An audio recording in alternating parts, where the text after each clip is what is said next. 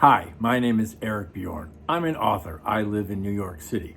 I've written 10 books, which you can buy on Amazon, including Uber Nights. You can also follow me on TikTok at Augie Bjorn, where I do a lot of readings of my books and show off other things in my life. Today I'm going to be reading to you an original short story entitled The Bag. The Bag. Harvey Pinwheel was not the world's best stand-up comedian. If anything, he was a bit middling, but he left his mark. While Harvey wasn't the most successful funny man, few artists leave an indelible mark on their art form. Harvey Pinwheel was the creator of the bag joke, or as it is sometimes known, one's pinwheel, and that is certainly a mark to leave. Nobody believes that Harvey Pinwheel was his real name, which it wasn't. It was Paris Wheeler, which is a perfect name perhaps for a balloon entertainer, which Paris Wheeler happened to be before he became a stand-up comedian. If Paris Wheeler had come of age during vaudeville, he probably would have been a marquee triple-threat balloon artist, joke teller, and unicyclist. Paris, or Harvey as we shall refer to him from now on, also had a knack for riding on just one wheel. For a time, Harvey Pinwheel was the talk of the town, well, at least in the Kansas City metro area, as that fellow at county fairs and other such gatherings who could ride a unicycle while making balloon animals for children and telling jokes that were a tad funnier than the ones Dad told at home, and always clean. Alas, Harvey Pinwheel was a product of his times, and by the time the 1960s rolled around, the only path beyond fair stages was telling jokes on stage, sans, cycle, and balloons. One, there was already a famous comedian whose act included turning balloons into venereal diseases. Harvey knew his emerald green crocodiles couldn't compete. Also, no one gives a shit about unicycles. There isn't a stand-up comedian worth his or her late-night diner salt who doesn't have his or her own version of the bag joke, as in, hey, tell me your bag joke, or if you were really in the know, hey, tell me your pinwheel. And this is precisely what has been said over the years by numerous inebriated professional jokesters gathered around greasy diner tables at 3 a.m, exhausted from another evening of hawking chortles for cash and out-dueling hecklers, but yet still in need of one final gutbuster to make the shit shift complete. One seasoned balding veteran gobbles a bowl of apple pie a la mode and addresses the joined tables. All right, you fuckfaces, who's got a pinwheel? A game of hungry hippos erupts. Everyone tries to weigh in first, but one voice emerges from the maelstrom. I know the original. There is a sacred pause, except for Dottie, a bit of a rising star in the comedy circuit. Some say it's because of her tits, who is so sauced that she's passed out and snuffle-snoring into a lox bagel. All other heads are focused on Hoppy, a star among stars, a crossover comedian, movie star, and talk show host with her very own Hollywood star. She's working on a new stand-up special and has been stretching out in the clubs lately. Larry wipes ice cream from his several-day-old mustache. You know the original pinwheel? Hoppy smiles, has a sip of tea.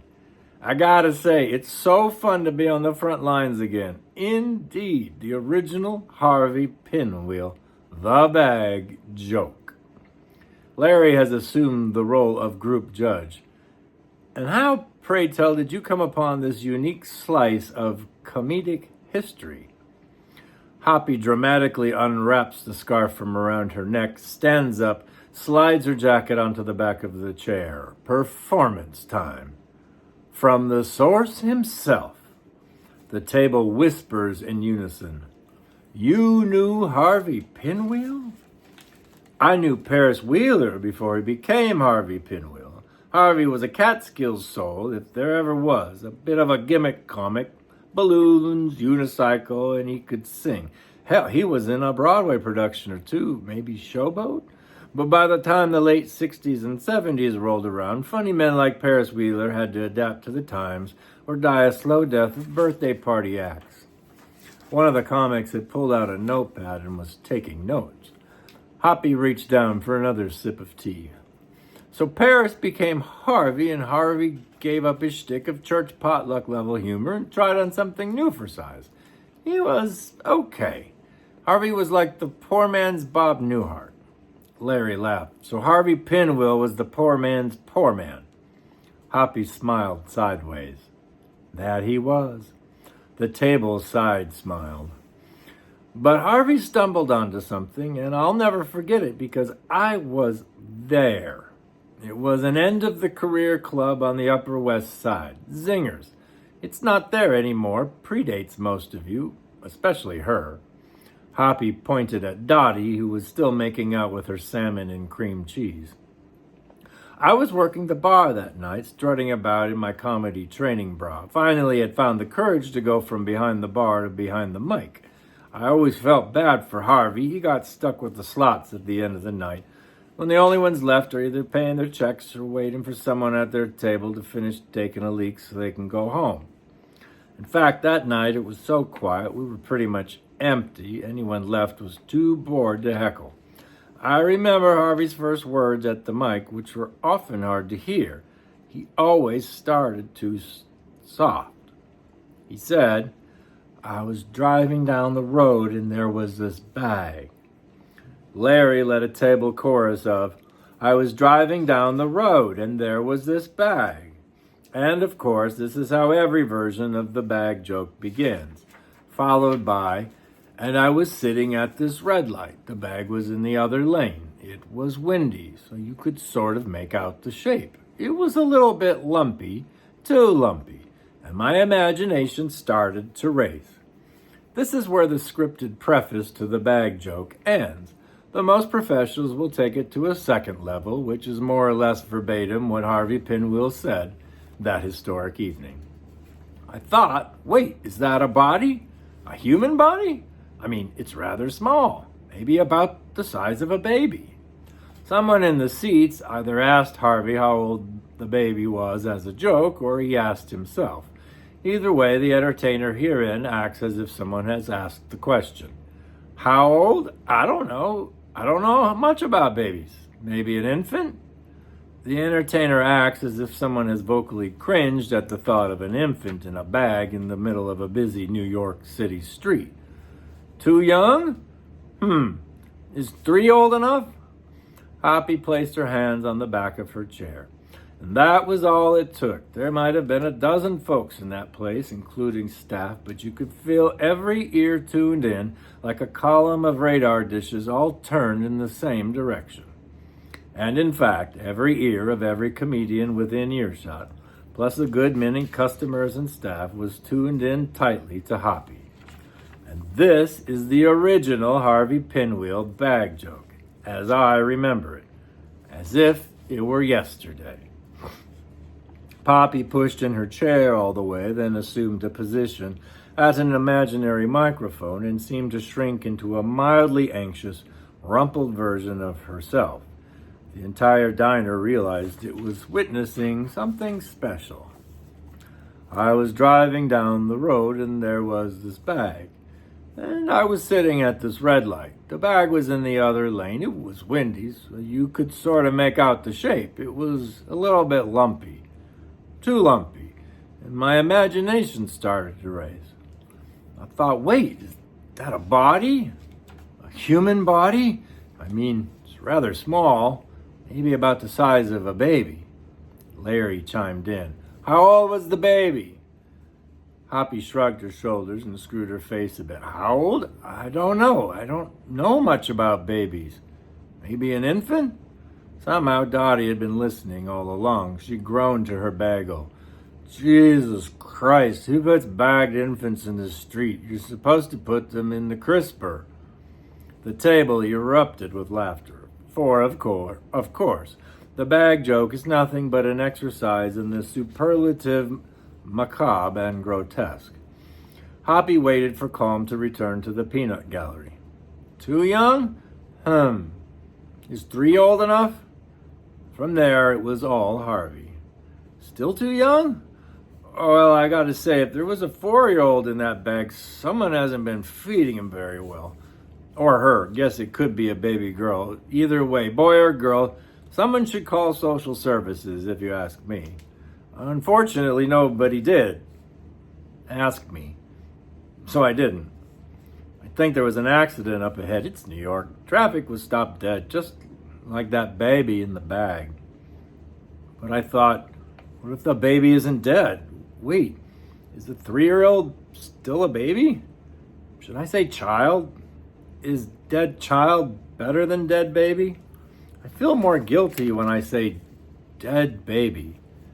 Dead baby. Dead child. Baby. Child. Dead. In a bag. Dead baby child in a bag? I mean, the baby could be alive. An alive baby? An alive child? Living? Or just baby? Because if you don't add dead, we just assume it's alive, right? But I was not even knowing whether I should assume it's a live child or a dead baby. And for all I know, there was more than one dead baby or a live child in that bag. Or who knows, maybe even a puppy or a kitten. Someone should probably call animal services too. And then I thought, what a bureaucratic nightmare this is going to be. We'll have the fire department, police, EMT, child protective services, animal services, definitely the media, and probably even the mayor's office. And then God knows every kid with a camera is going to show up here. And technically, I'm still behind the bag. You know, I'll never be getting out of here. Thanks, living child or dead baby, whoever you are. Thanks a lot. Now, I'm never getting to my apartment. But I mean, it's in my favor if it's a living baby, right? Or child. Nobody's just going to let a living baby in a bag sit there in the street forever. They'll take some pictures and squirrel the thing away to some social worker's office until the crackhead parents show up to claim it. But if he's a dead baby, then it probably becomes an above-the-fold story in the paper for weeks. And hell, they'll probably impound my vehicle for the duration of the investigation. Jesus, I'm within 20 feet of the thing. Well, what if I become a suspect? What if I get tossed into a small room and handcuffed to a table and there's a heat lamp and everything, just like in the movies? What if they start asking me questions? Why didn't you report the baby? But I did report the dead baby. I'm the one who made the call, detective. And who told you the baby was dead? Detective, I just assumed. You told the 911 dispatcher that you wanted to report a dead baby in a bag. Why did you assume it was a dead baby? Because I didn't think it was a child, sir? Well, that didn't go over very well, did it? I'll be gosh darned if I'm going to report a dead or a living baby or child or even a kitten or puppy to anyone, that's for sure. Nice try, Blue. You're not taking this comedian down. Here, Hoppy paused, but everyone sensed she wasn't finished. She stared at the ground, seemingly lost. But sometimes I think about that bag. Sometimes I think about that bag. Sometimes when I get home, and especially after a hard setup here, I take that bag out of the closet and look at it. And I think how this bag has changed my life. Hoppy calmly reclaimed her seat, and the diner applauded. Someone at another table hollered, "What the hell was in the bag?" Hoppy turned around. "Your guess is as good as mine. Harvey Pinwheel is now performing at the Great Comedy Club in the sky." The diner was left to decide for itself. Hoppy closed in her audience to her fellow comedians. Of course, there's a bit more, but that is actually where Harvey's bit ended. Larry took the final bite from his bowl. "So you're telling us that Harvey Pinwheel wrote the greatest joke ever? That's a perfect version of it. Not bloody, not over the top, just a washed up comic. And a bag." "No diarrhea," added another comedian. Not even a decapitated head, Dottie drooled into her plate. Hoppy corrected Larry. Well, Harvey didn't write it. He winged it. Afterward, he came to the bar and just sat there, by himself, shadow-faced. I gave him a beer. Not one word. No awareness of what he had just done, of the history he had just created. But I eventually asked him. Larry played with his spoon. You asked him what was in the bag. Hoppy nodded. What was in the bag, Harvey? Harvey looked up at me. What bag? My name is Paris. Paris Wheeler. He took a sip of beer and walked out the door. And I swear that was the last time anyone ever saw Harvey Pinwheel. And that was my short story, The Bag, which is yet to be published. But you can buy my other books, all 10 of them, on Amazon, including Uber Nights. Thank you.